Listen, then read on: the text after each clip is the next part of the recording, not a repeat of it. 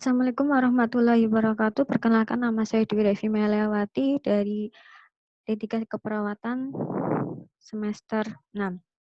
Di sini saya akan mempresentasikan hasil karya tulis ilmiah saya yang berjudul Asuhan Keperawatan Ketidakefektifan Pola Menyusu Bayi pada Bayi Nyonya L dengan berat badan lahir rendah atau PPLR di ruang perinatologi RSUD Dr. Raden Gotong Tarunabda Purbalingga.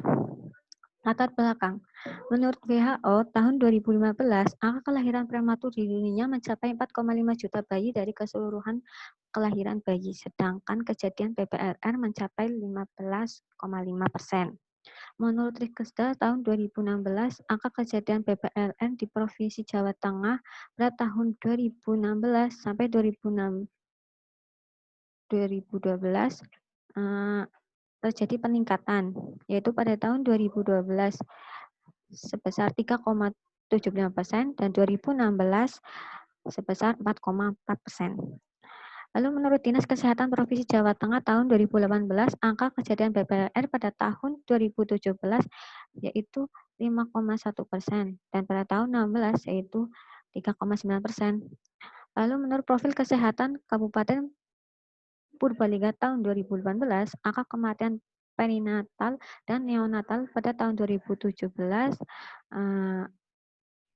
sampai 2018 terjadi penurunan, yaitu pada tahun 2017 sebesar 5,8% dan pada tahun 2018 sebesar 5,9%. Lalu angka kejadian PPLR pada tahun 2017 sampai 2019 mengalami peningkatan. Pada tahun 2017 sebanyak 5,30% dan pada tahun 2019 sebanyak 5,21%. Rumusan masalah. Berdasarkan uraian latar belakang, penulis merumuskan masalah bagaimana gambaran asuhan keperawatan ketidakefektifan pola menyusui bayi pada bayi Nyonya L dengan berat badan lahir rendah atau PPLR di ruangan perinatologi RSUD Dr. Raden Gotong Tarunabda Purbalingga. Tujuan penulis terdapat ada tujuan umum dan tujuan khusus. Manfaat. Karya tulis ilmiah ini diharapkan dapat bermanfaat bagi pertama penulis, kedua pengembangan ilmu keperawatan, ketiga rumah sakit, keempat pasien dan keluarga. Definisi. Berat badan bayi lahir adalah berat badan bayi dalam waktu 1 jam pertama setelah lahir, sedangkan dikatakan berat badan bayi lahir rendah atau PPLR adalah bayi baru lahir yang berat badannya kurang dari 2.500 gram. Penyebab, menurut Lestari tahun 2016, penyebab terjadinya PPLR antara lain, pertama faktor ibu, seperti ibu dengan penderita DM. Lalu kedua faktor janin seperti kehamilan ganda, ketuban pecah dini. Lalu faktor keadaan sosial ekonomi itu seperti keadaan gizi yang kurang baik. Lalu faktor lingkungan seperti lingkungan yang terkena radiasi. Lanjut.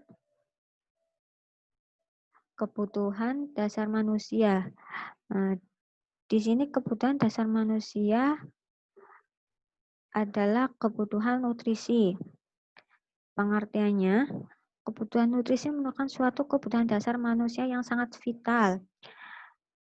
Sumber nutrisi dalam tubuh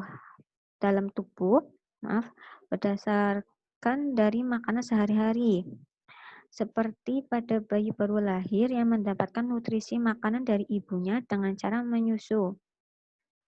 Jika terjadi ketidakefektifan pola menyusu pada bayi, atau gangguan menyusu pada bayi, ini akan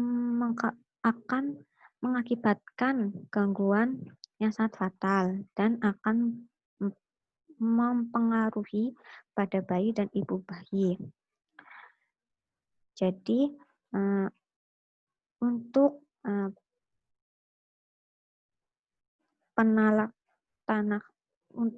penata laksanaannya, tindakannya dapat dilakukan,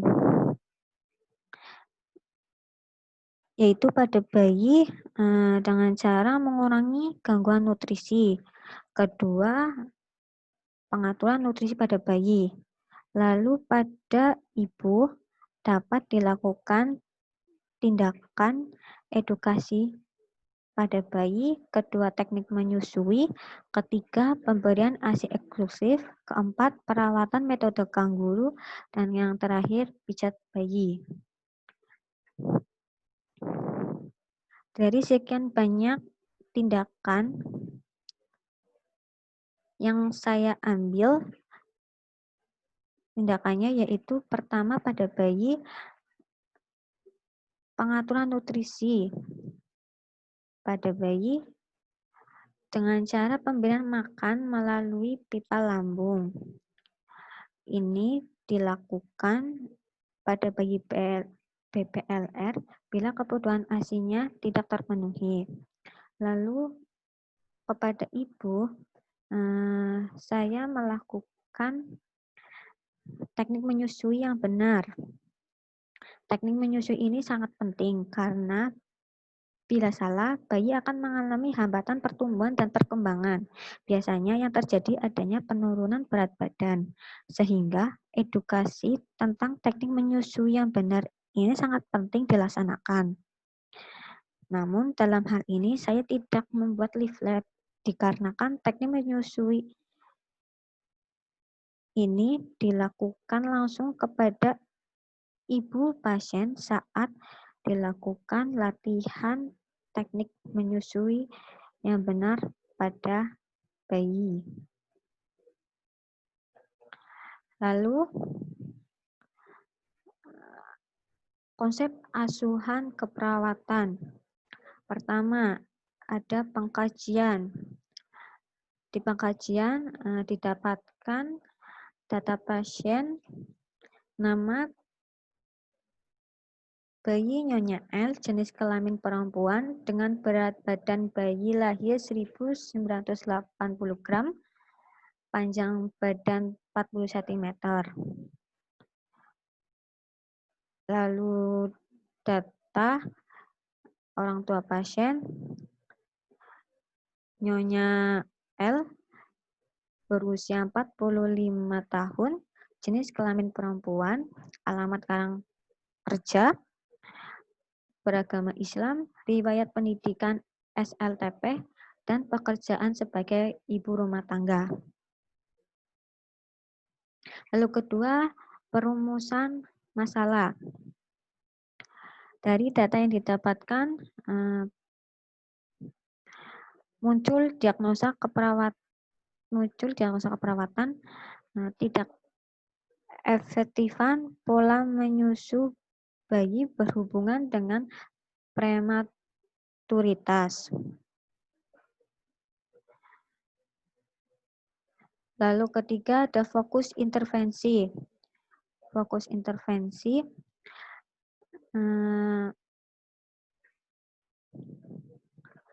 rencana keperawatan untuk mengatasi diagnosa ketidakefektifan pola menyusu pada bayi berhubungan prematuritas yang sesuai dengan tujuan intervensi. Setelah dilakukan tindakan asuhan keperawatan selama 3 kali pertemuan, diharapkan pasien dapat teratasi dengan kriteria hasil, yaitu pertama berat badan bayi naik, lalu refleks Gisa, ketiga, respon terhadap stimulus. Nah, lalu yang ketiga,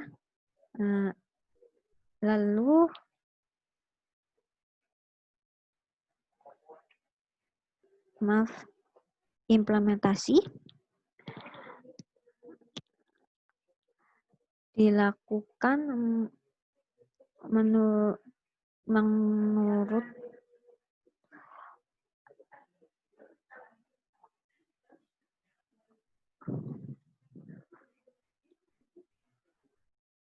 asuhan keperawatan pola menyusui bayi PWLR dilakukan selama 3 kali pertemuan. Diharapkan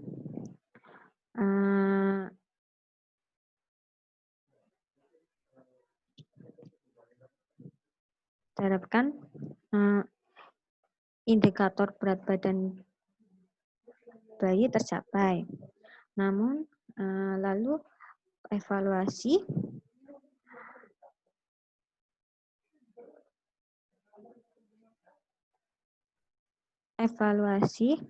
yang terjadi,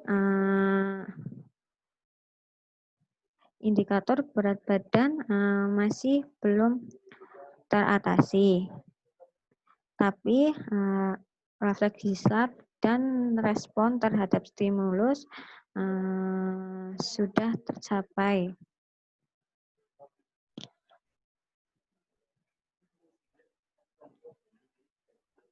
Lalu lanjut, penata laksanaan pertama yaitu saya melakukan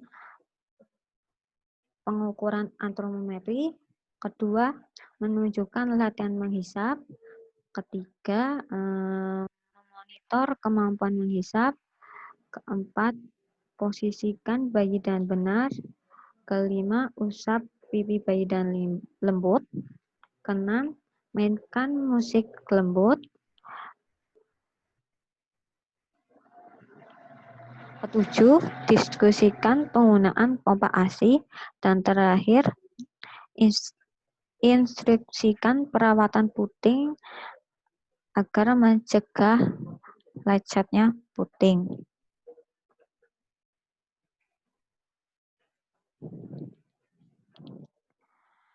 Sekian presentasi karya tulis ilmiah saya. Terima kasih. Wassalamualaikum warahmatullahi wabarakatuh.